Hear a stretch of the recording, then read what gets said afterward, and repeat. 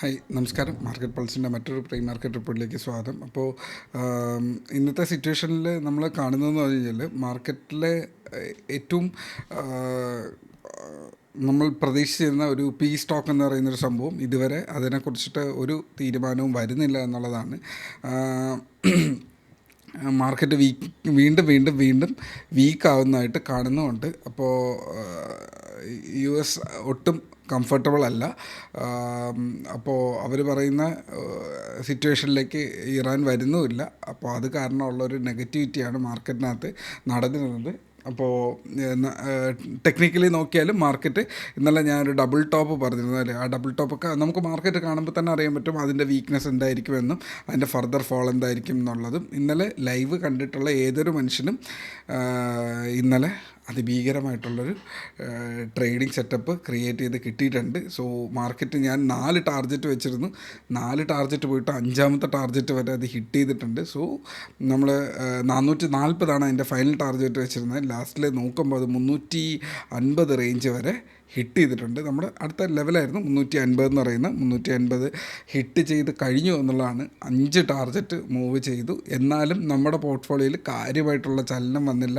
അതിൻ്റെ റീസൺ എന്ന് പറയുന്നത് ഈ ഫ്യോളിൻ്റെ സമയത്തും നമുക്ക് ഏറ്റവും കൂടുതൽ മാർക്കറ്റിൽ ക്യാഷ് പാർക്ക് ചെയ്യപ്പെട്ട 2 സെക്ടേഴ്സാണ്. ഒന്ന് ഡിഫൻസും രണ്ടാമത്തെ സ്റ്റീൽ സെക്ടറും.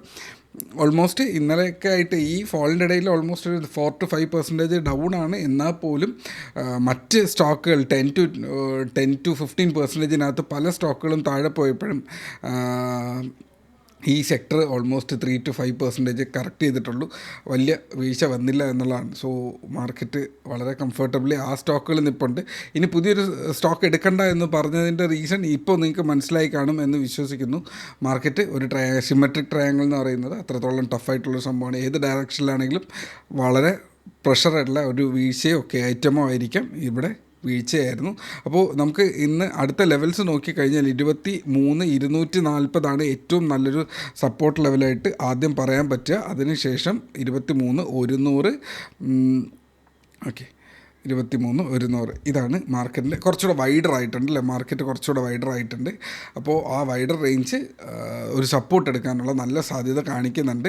സോ അടുത്ത സപ്പോർട്ട് ലെവൽസ് എന്ന് പറഞ്ഞാൽ ഇത് ഏറ്റവും ഇമ്പോർട്ടൻ്റ് എന്ന് പറഞ്ഞാൽ 22,800 കേട്ടോ. മാർക്കറ്റ് പണ്ട് ഇടയ്ക്ക് ടാരിഫിൻ്റെ പ്രശ്നങ്ങൾ കാരണം മാർക്കറ്റ് വീഴുന്നപ്പോഴും എടുത്ത ഏറ്റവും നല്ല സപ്പോർട്ട് 22,800 ആയിരുന്നു. അപ്പോൾ ഈ ഒരു ലെവൽ 21,800 അത് തന്നെയാണ്, 22,800 അത് തന്നെയാണ്. സോ ലിറ്ററലി മാർക്കറ്റ് ഈ ഒരു കംഫർട്ടബിൾ സോണിലേക്ക് അടുത്ത് പോകാനാണ് ഉദ്ദേശിക്കുന്നത്. ഞാൻ ഇന്നലെ ഇവിടെ സപ്പോർട്ട് എക്സ്പെക്റ്റ് ചെയ്തു, ഇല്ല ആ സപ്പോർട്ട് പോലും അവിടെ പറ്റുന്നില്ല. ബിക്കോസ് മാർക്കറ്റ് എത്രത്തോളം ടഫാണ് എന്നുള്ളതാണ്. ഗോൾഡ് മേടിക്കരുത്, സിൽവർ മേടിക്കരുത് എന്നൊക്കെ പറഞ്ഞിരുന്നു. അതിനനുസരിച്ചിട്ട് ഇന്ന് എക്സ്പോർട്ട് ഡ്യൂട്ടി കൂട്ടിയിട്ടുണ്ട്. സോ ഇത് ഇനി ഒരു അടുത്ത 1-2 വർഷത്തേക്ക് ഇത് ഇങ്ങനെ തന്നെ പോകാനുള്ള സാധ്യതയുണ്ട്. ആ ഇൻഫ്ലേഷൻ സിറ്റുവേഷൻ അവിടെ നിൽക്കുന്നുണ്ട്. ഇതുവരെ പെട്രോളിൻ്റെ പ്രൈസ് കൂട്ടിയിട്ടില്ല, ബട്ട് സാധ്യതയുണ്ട്. അങ്ങനെ ഒരു സിറ്റുവേഷനാണ് അവിടെ നിൽക്കുന്നത്. ഓക്കെ, വേറെ ഒരുപാട് ഡീറ്റെയിൽസിലേക്ക് ഞാൻ ഏതൊക്കെയോ ഡേറ്റ മിസ്സായതായിട്ട് എനിക്ക് തോന്നുന്നുണ്ട്. But still that is okay. ഞാൻ എപ്പോഴും സെഷൻ യൂസ് ചെയ്യുന്നത് നിങ്ങൾക്ക് ട്രേഡ് ചെയ്യുമ്പോൾ യൂസ് ചെയ്യുന്ന ലെവൽസ് പറഞ്ഞു തരിക എന്നുള്ളതാണ്. അത് കാരണം നിങ്ങൾ ലാഭത്തിലാണ്, എനിക്കും വളരെ സന്തോഷം, ഞാനും എടുക്കുന്നുണ്ട്. അപ്പോൾ ഇന്നത്തെ ലെവൽസ് എന്ന് പറയുന്നത് ഞാൻ കൃത്യമായിട്ട് പറഞ്ഞു കഴിഞ്ഞു. താഴത്തേക്കുള്ള ലെവൽസ് കൃത്യമായിട്ട് പറഞ്ഞു കഴിഞ്ഞു.